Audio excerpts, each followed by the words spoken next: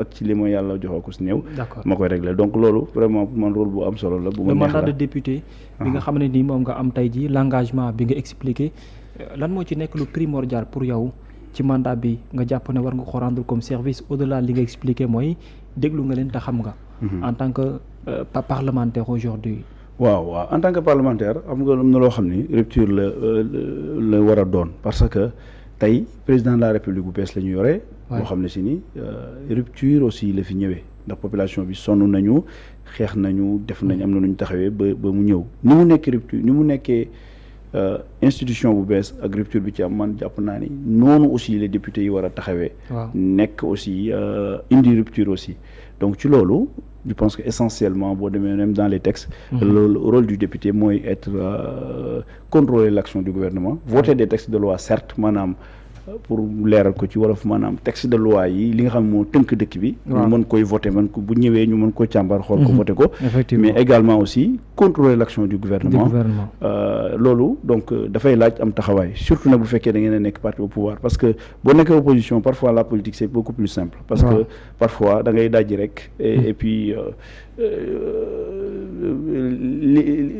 dafay yomb sax parfois parce que effectivement surtout nag ñi fi jàll ñoom xam nga dañoo yomboon a opposé parce que comme teguñu woon dara ci yoon tey bu fekkee nag da ngay opposé wu ak ñoo xam ne si dañuy ñëw am ay principes am une façon de faire surtout une manière très très transparente avec une vision claire ñooñu boo moytuwul booy opposé boo nekkee ci député boo moytuwul mën nga passer à côté de ton rôle parce que finalement si tout se passe bien et que si tu es d'accord avec eux surtout boo moytuwul les gens vont avoir un œil comme quoi da ngeen fa dem pour tàccu et cetera donc mais moo tax également man bi ma abordé ko autrement mais d'ailleurs sax ñun ñëpp ñun noonu lañ ko abordé tous les députés c'est-à-dire que aujourd'hui le rôle du député au-delà de ça dafa war a veiller à ce que loi yi ñuy voté mu correspondre ak jafe-jafe askan wi ba xam dina régler problème askan wi xam nga l'exécutif ñoom par exemple tey ñun député yi bu ñu indee projet de loi di ko proposer li ñuy wax proposition de loi ñoom li ñuy njëkk a xool moom mooy est-ce que du leen yokkal ay jafe-jafe ci sur le plan financier ñoom loolu njëkk a xool tey booy proposer def proposition de loi dañuy xool naka ban impact la am ci budget bi et cetera de la même manière aussi ñun député yi taxawaay bi ñu am te war koo am aussi mooy projet de loi aussi ñoom bu ñu indi ñun ñu xool aussi ba xam njariñal askan wi fan la ci nekk fan la ci toll ak aussi ba xam day yokk jafe-jafe askan wi wala daf koy wàññi est-ce que nekk na sas déjà ci yow parce que yaa ngi ko expliqué sànq am na foo nekkoon am na ci loo nekkoon tey parlementaire nga war a am beneen rôle bu yees booy jouer loo xamante ni c'est la première fois également nga nekk ko est-ce que aujourd'hui mu ngi doon ab benn poids boo xamante ni parfois da lay nekk benn charge wala ndax da nga ko jël avec philosophie nekkul loo xamante ni am na fu mu toll ci yow ci diisaay waaw diis nag effectivement parce que xam nga tamit nga yor kàddu askan wi loolu woyoful askan wi parce que boo li ñuy def lépp nii même la façon bi ñu organiser woo nii un état une république am un président de la république am un premier ministre am un gouvernement am une assemblée nationale tout ça c'est pour que nit ñëpp gis ci seen bopp kenn ku nekk xam ni mbir mi yëfi ñëpp la parce que avant li amoon mooy buur peut-être da ngay dem benn contrée boo xam ne yow yaa xeex moom nit ñi gagné jiite jël foofu noonu jiite maintenant que ñu ni li ñëpp ko bokk doom yi ku ne mën na doon lu ne assemblée nationale mooy daanaka jàpp naa ni moom mooy sax institution bi gën a màgg ci lépp parce que moom mooy ñi représente askan wi ñi nga xam ne si ni au suffrage universel la leen fal ba noppi ñu fal leen seeni ay gox-goxaat boobu noonu tund wa nga dem comme par exemple man fi mu nekk Louga ñu ni kii moom mooy sunu député kii moom mooy sunu kàddu kii mooy sunu voix loolu noonu pour man responsabilité bu bari la parce que yaa war a wax seeni jooy ci turu askan bi war a wax ci turu askan wi du bas vers le haut mais aussi de la même manière du haut vers le bas c'est-à-dire aussi li nga xam ne si ni ay àq ak yelleef la ak lu ñu fa war a def ak lu ñu war a defar yow aussi yaa war a veiller à ce que ñi la yabal aussi seen àq ak seen yelleef moo nga fa d'ailleurs boo déggee sax mon intervention ci DPG après dañ ci ñëw c'est dans ce sens là c'est dans le sens de dire que ni sama gox aussi ñi may yónni ñi may yebal te ma leen représenté lii la ñu wax lii mooy seen jafe-jafe lii mooy seen bëgg-bëgg bu ko defee bu amee lu ñuy séddoo wala lu ñuy def wala loo xam ne si ni dañ koo jëmale si askan wi yow it nga fexe xool ba xam seen ak seen yelleef respecté nañ ko loolu daal je pense que ni moom mooy globalement li nga xam ne moom mooy suñu rôle en tant que parlementaire nga ñëw yegg si pencum ndaw réew bi bokk ci 15e législature bi bokk ci premier député yi nga xam ne daal dinañuy baaxee des questions écrites ak certains ministres mais bi ci gën a am ampleur également ci questions écrites yooyu nga bind da cee bokk wàllum paris sportif yi. Pourquoi ce choix ak tamit lan moo la gën a woow ba nga ne na nga jël sa question écrite daal di ko dëxëñ ci pàcc bu mel noonu ndax jàpp nañ ne lu mu gàtt gàtt également même si bu dee nekk na menace am na leneen loo xamante ni lees waxul la ci biir mbir mi ni mel. waaw xam nga man moom déjà particulièrement man doomu daara la déjà. man Hizbut Tarqiyyah laa jóge dem jàngi école am bac dem bitim réew jàngi ñëwaat donc man déjà man am na lu bari loo xam ne sax man xamuma ko fi mu ne nii carte yii nii xawma sax nu muy demee. lii nii bolot nii mariage yi gars yi def nii. waaw man xawma sax composition bi nan la demee fi mu ne mënu ma laa wax. d'accord mënu ma laa wax as ak pic ñaata as si nekk ak nangam man xawma loolu. d'accord donc yar boobu noonu aussi mu nekk loo xam ne man ci daara laa ko jëlee. et puis ma jàpp ni rupture bi ñu wootee. waaw am na loo xam ne très rapidement dañ ko war a régler. parce que déjà même le président de la République. Dans sa vision Sénégal 2050 élément clé yi c'est une ressource humaine de qualité. Une ressource humaine de qualité mënoo ko wax ba noppi ñi nga xam ne si ni ñoom ñooy la base de la ressource mooy la jeunesse. doo leen lijjanti doo leen toppatoo. Et que li ñu gisoon ci année yi weesu gouvernement yi fi nekkoon di ko def mooy on dirait que dafa am benn dictat des grandes entreprises qui sont dans ces domaines-là. bu ñu imposer la population et que kenn du ci wax finalement. Parce que les publicités sax la abordé man j'ai pas abordé le jeu en question. J'ai pas dit que parce que ku mu neex aussi comme on est dans une république ku mu neex am nga sa liberté jouer. Mais quand même les publicités parce que publicité c'est autre chose c'est une manière d'inciter les gens à faire quelque chose par exemple xam nga. Parce que mooy encourager vers l'habitude. Mooy encourager vers l'habitude et j'ai remarqué que publicité yi n'importe où lañ koy defee c'est-à-dire que réseaux sociaux yi TikTok sur WhatsApp sur RTS même sur la télévision nationale même oui la dernière fois j'ai regardé benn 20h heure boobu avant journal bi commencé et publicité jàll mais je me demande mais qu'est-ce qui se passe comment ça se fait que ñuy def yenn publicité yi te publicité yooyu noonu malheureusement aussi portées par des personnalités influentes parfois ci dëkk bi nga xam ne si ne ay royukaay lañ ci jeunesse bi et je me suis dit loolu la ñu war a réglementer c'est-à-dire que waratuñu permettre ay nit di jaay xale yi loo xam ne si seen njëriñ nekku ci parce que jeux yi njëriñ nekku ci en fait ko bu ñu waxante dëgg parce que ñu bare ñooy jouer ñi quelques personnes ñooy perte quelques personnes ñooy gagné ñu bari perte et que ñu jël bénéfice yi et cetera bon après c'est un business je vais pas critiquer le secteur mais li may wax mooy la publicité le gouvernement daf ko war a encadrer parce que ndaw ñi ñoom ñooy ressource de demain et que ndaw ñooñu noonu ci biir jeu boobu noonu dafa bari ay yeneen problématique yu ci nekk dépendance da ci nekk addiction yoo xam ne si ni dans des pays développés là ay médecins spécialisés ñoo ci nekk délinquance daf ci nekk parce que léegi xale yi dañuy dem ba di sàcc di def ay yeneen affaire nekk ci showbiz bi nga gis nii ak ñi ñuy wax naan blowman yeeg booy yeeg yi nga gis nii yëpp ñu koy def ndaw ñi c'est parce que tout simplement lan moo lu leen xiir ci loolu mooy publicité bi ak incitation bi di leen wax ni leen lii domaine bu am solo la da ngeen ko di koy wane kii gagné et cetera léegi nag boo ci duggee da ngay mujj na sax donc man je dans ce sens là la demande du gouvernement bi ñu réglementer le secteur et j'attends leur réponse très rapidement très prochainement et s'il y a pas de réponse peut-être que man je vais même aller un peu plus loin en proposant en mettant en place une proposition de loi c'est-à-dire dans ce sens en disant que on peut le réglementer de cette manière j'ai déjà réfléchi sur le sujet. D'accord mais mbirum Lompoul également lim nga ko ci wàllu. Lompoul aussi wax naa ko effectivement parce que aussi comme li ma waxoon tout à l'heure on est les représentants du peuple leur voix. Donc effectivement s'il y a des sujets yoo xam si ni da ngay dégg population bi di ko wax di ci joytu le rôle du député mooy parfois nag gars yi dañuy jaawale sax di wax ni waaye écouter il faut écouter les deux parties et cetera non ñun notre rôle déjà c'est déjà alerter le gouvernement pour leur dire que ni il y a déjà des problèmes on ne peut pas vous dire nag où se situe la vérité on ne peut pas vous dire aussi les tenants et les aboutissants mais par contre on vous demande de regarder un peu plus près pour xool lan moo fa xew parce que Lompoul man ci sama région la nekk et y a une exploitation du zircon boo xam ne mi ngi commencé sax di dugg ci sama département Louga voilà et foofu noonu zone touristique la foofu noonu zone la boo xam ne si ni aussi écosystème bu am solo moo fa nekk, désert moo fa nekk boo xam ne si ni c'est très rare nga gis ko Sénégal. Aujourd'hui gars yi dañuy romb rek di seen yoon nekkul ci écosystème bi équilibre bi. D'accord. D'après man li ma information yi ma jot. Donc et puis dem naa fa aussi tamit récemment man ak l'honorable député Guy Marius Sagna ak l'honorable député Abdou Sonko on est allé les voir assister à une séance à une audience publique boo xam ne population yi lañ doon déglu ñuy wax.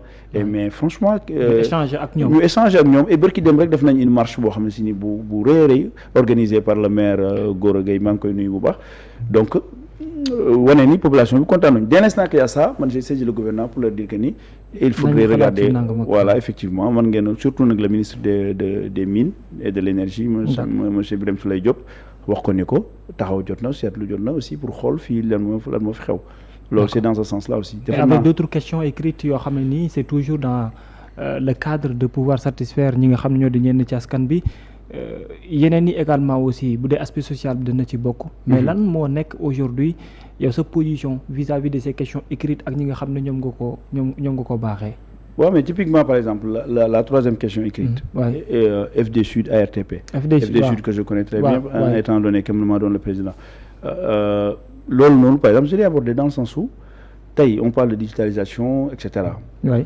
Et que man je me suis dit que ça ne sert à rien de digitaliser tout. Et que ça reste une digitalisation pour les Dakarois. Ça sert à rien de le faire pour que ça reste une digitalisation pour les Thiessois, par exemple, pour les gens qui sont dans les milieux urbains.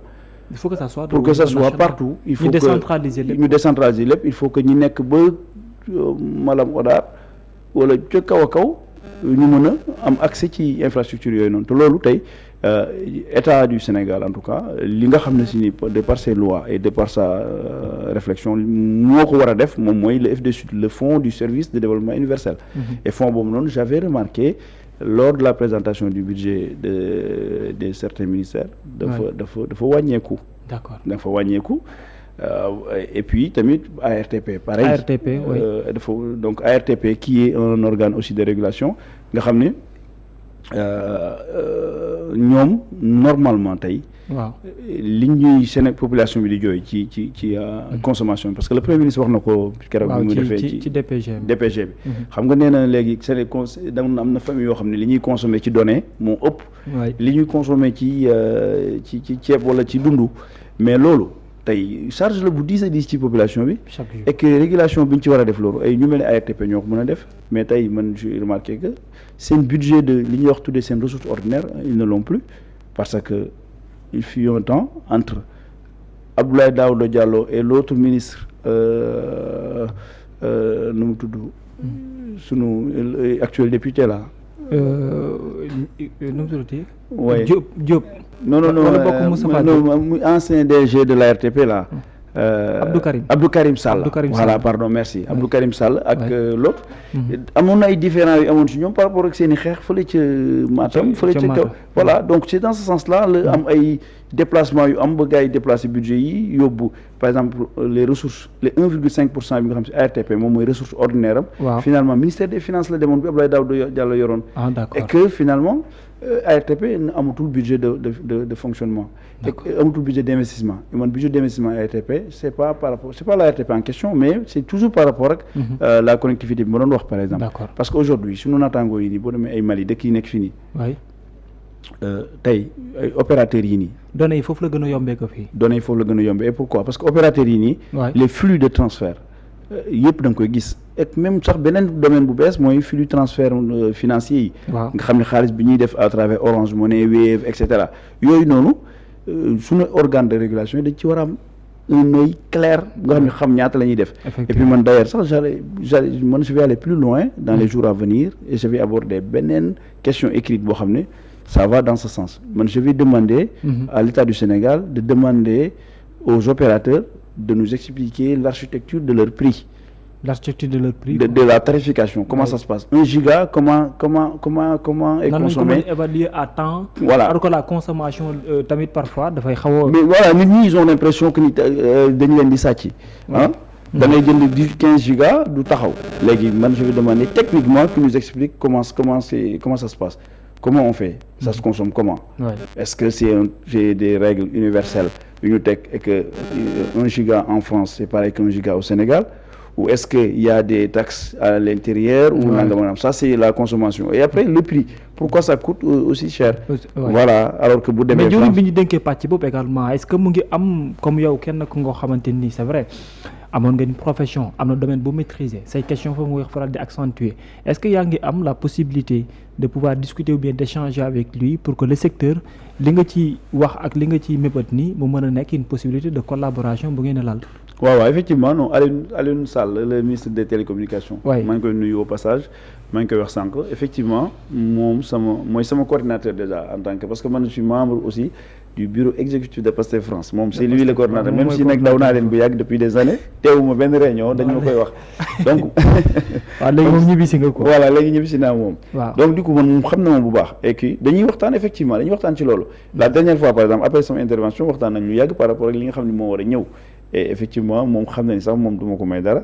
parce que lu ma amee lu ma xalaat nii dinaa ko wax et si dinaa ko challenger ci par rapport ak li mu war a def. mais heureusement aussi on est vraiment sur la même longueur d'onde parce que aujourd'hui peut-être que li ñuy gis rek mooy aspect yu xaw a siiw yi mooy par exemple les médias et cetera assainissement des médias et cetera mais dans le domaine du numérique aussi ils sont en train de travailler quand même ci ay sujets yoo xam ne si ni incha allah je pense que ni dinañu mën na régler plusieurs problèmes yu may cité nii quoi. d'ailleurs defoon nañ sax am na benn premier jet bu ñu defoon yoo xam ni am na ay ARTP Daïrou defoon na ko avec les opérateurs ba y avait des promesses quand même wàññi sax am na temps yi récemment boo seetloo ay yaay des 24 gigas voilà mais je pense que en tout cas y a un gros travail à faire dans le numérique man d'ailleurs moo doon sama plaidoyer la dernière fois parce que man bi ma ñëwee li ma wax le premier ministre d'ailleurs je l'aborde parce que xam naa ne dinañ ci ñëw ci question boobu noonu mooy lu ñëwal wàllum DPG bi ak intervention à part bi nga xam ne def nga ko mais yaa ngi woon ci pencum ndaw réew mi mais dama la ko bëggoon laaj ci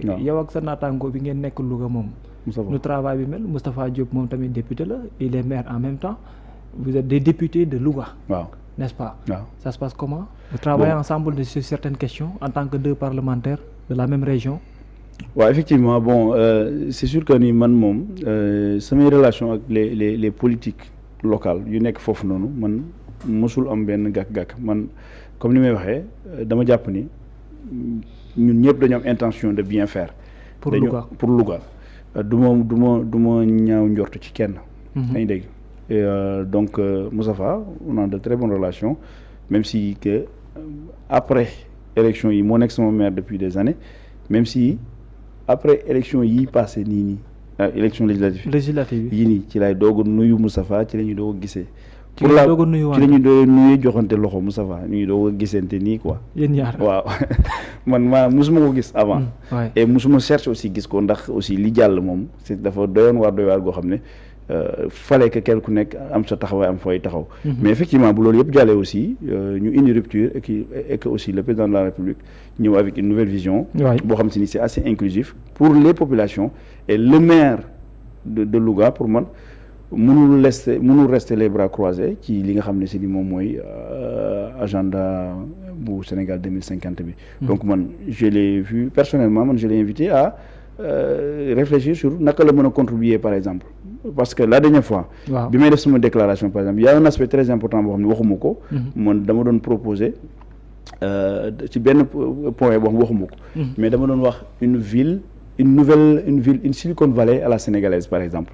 pour Louga voilà dama wax rek xalaatuma waxuma Louga ci affaire dama ni monsieur le premier ministre waroon nañu xalaat une Silicon Valley à la sénégalaise une ville bu nga xam ni des taxes douaniers et fiscaux dañ ko war a xoolaat wàññi ko pour inciter les entreprises du numérique dem installer wu fa. D'accord. Mais j'ai pensé à Louga et quand j'ai pensé à Louga j'ai pensé au maire Moustapha je me suis dit dinaa jël audience ak moom dem waxtaan ak moom pour que moom mu proposer Louga mu proposer une surface maye te joxe espace boo xam ni def benn allègement boo xam da koy négocier ak suma grand Aaron directeur des collectivités maa ngi koy nuyu au passage Arona Ba qui est de Louga aussi pour ñu mën a trouver benn zone franche boo xam si ni Louga lañ koy indi pour que ñu mën a nekk hub numérique et en plus dañu on est très bien placé pour ça parce que zone vous servez alors que vous êtes des autorités dans la zone il faut forcément également benn benn déggoo bi. benn déggoo mais effectivement il faut mënul ñàkk parce que mënu leen wax ni yéenay représenter lay population et que du ngeen déggoo ci li ngeen di wax. est-ce que c'est facile.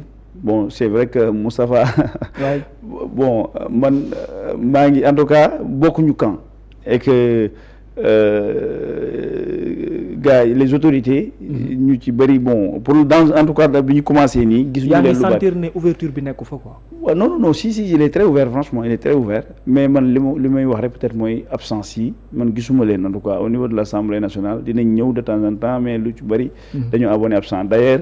loolu tax sax ci DPG bi nii avec surtout suñu loi de finances bi jàll avec l'article 80.6. waaw d'ailleurs ñu koy fustiger. waaw yéen a ngi naan pour ñu xoolaat yenn absentéistes voilà mais les débats par exemple on les a tenus en commission. mais est-ce que aussi dina ko arranger en tant que maire député. venir ci assemblée nationale. di wax ci lu bare ay manquements Louga et tout est-ce que du dem ba gàlla guusel tamit. waaw non mais c'est sûr en tant que maire. non il serait même très mal à l'aise di wax ci les manquements parce que quand même il était avec le président Macky Sall. pendant plus de 12 ans et il était le maire en même temps avec ministre de l'industrie etc. effectivement je comprends sa position il serait man par exemple là waxuma la Moustapha franchement au-delà même de Moustapha. yeneen autorités yëpp je vois mal.